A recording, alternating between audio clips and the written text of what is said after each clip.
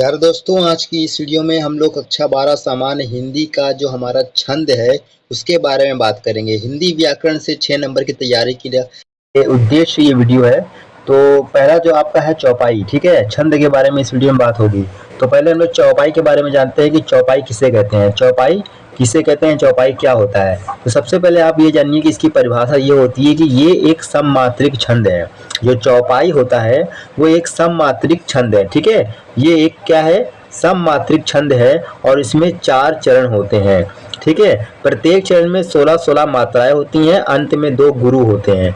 तो इतनी सी इसकी परिभाषा होती है। जो चौपाई होता है, चौपाई की परिभाषा ये होती है, इसका लक्षण ये होता है कि ये एक सममात्रिक छंद है। इसमें 4 चरण होते हैं, प्रत्येक चरण में 16-16 मात्राएं होती हैं, अंत में 2 गुरु होते हैं, ठीक है।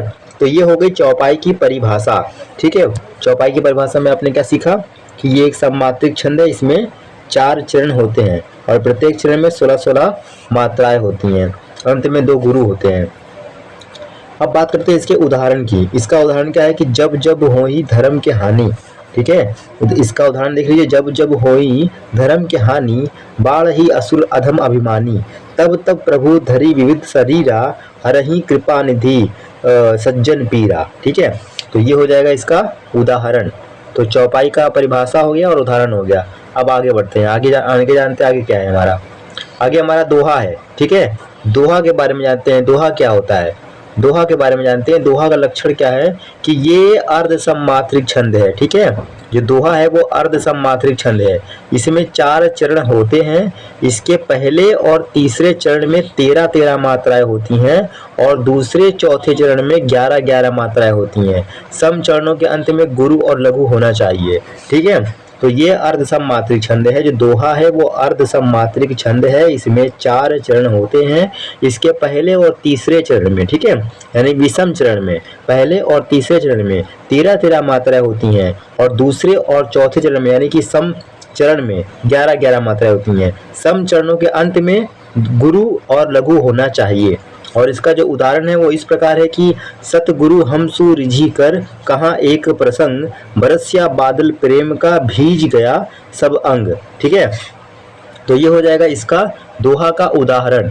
उसके बाद आपको जो उदाहरण अपने से याद है वो भी आप लिख सकते हैं। जरूरी नहीं कि यही उदाहरण लिखना है आपको, आपको जो याद हो वो आप लिख सकते हैं। उसके बाद आगे बढ़ते हैं। आगे हमारा क्या है, आगे हमारा है सोरठा, ठीक है। सोरठा क्या है, सोरठा के बारे में जान लेते हैं। सोरठा की परिभाषा क्या है। सोरठा का लक्षण ये है कि ये दोहे का उल्टा होता है। जो सोरठा होता है वो दोहे का उल्टा होता है। ये भी एक अर्ध सममात्रिक छंद है। इसमें 4 चरण होते हैं। इसके पहले और तीसरे चरण में, ठीक है, 11-11 मात्राएं होती हैं और दूसरे और चौथे चरण में 13-13 मात्राएं होती हैं। पहले और तीसरे चरण के अंत में लघु गुरु होते हैं, ठीक है। ये सोरठा जो होता है वो दोहे का उल्टा होता है, ठीक है। तो ये दोहे का उल्टा होता है। ये भी एक अर्ध सममात्रिक छंद है। इसमें 4 चरण होते हैं। इसके पहले और तीसरे चरण में 11-11 मात्राएं होती हैं और दूसरे और चौथे चरण में 13-13 मात्राएं होती हैं। पहले और तीसरे चरण के अंत में लघु गुरु होते हैं। तो ये हो गई सोरठा की परिभाषा। अब सोरठा का उदाहरण भी जान लेते हैं कि इसका उदाहरण क्या है।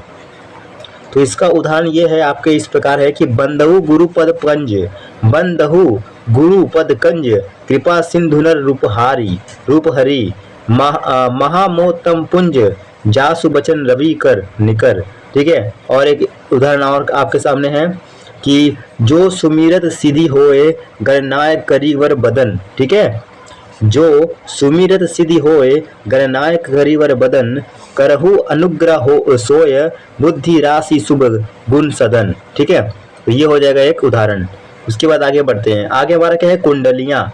कुंडलियाँ के बारे में जान लेते हैं। कुंडलियाँ किसे कहते हैं, ठीक है। कुंडलियाँ किसे कहते हैं, सभी के सभी महत्वपूर्ण है सामान्य हिंदी वालों के लिए, ठीक है।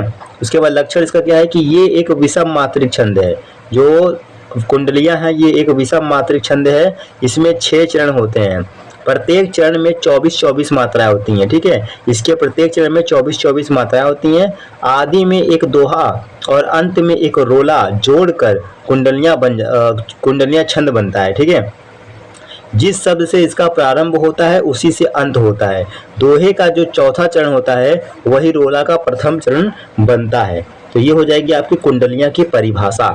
उसके बाद आगे बात करते हैं इसके उदाहरण की। तो इसका उदाहरण इस प्रकार है कि रहिए लटपट, ठीक है, रहिए लटपट काटी दिन, बरु धामे माँ सोए, छाया न बाकी बैठिए जो तरु पत्रो होए। जो तरु पत्रो होए एक दिन धोखा दे है, जा दिन बहे बयारी, टूटी जब जर से जय है। कहे गिरिधर कबीराय, छा मोटे की गाही गहिए, पाती सब झरी जाय, तऊ छाए में रहिए। ठीक है, तो ये हो जाएगा आपका उदाहरण। ठीक है, आगे बढ़ते हैं। आगे हमारा क्या है, रोला।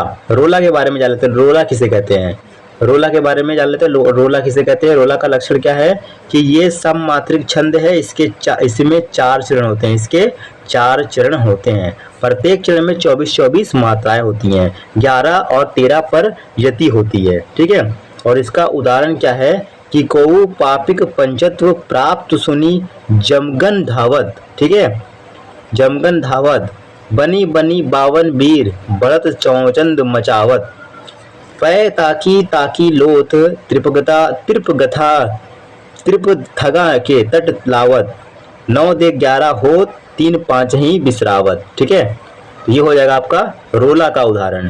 तो इस वीडियो में हम लोगों ने महत्वपूर्ण छंद के बारे में बात कर ली है। तो आई होप आपको ये वीडियो पसंद आई होगी। वीडियो अच्छी लगेगी तो वीडियो को लाइक ज़रूर करिएगा और चैनल को सब्सक्राइब करिएगा। फिर मिलते हैं नेक्स्ट वीडियो में।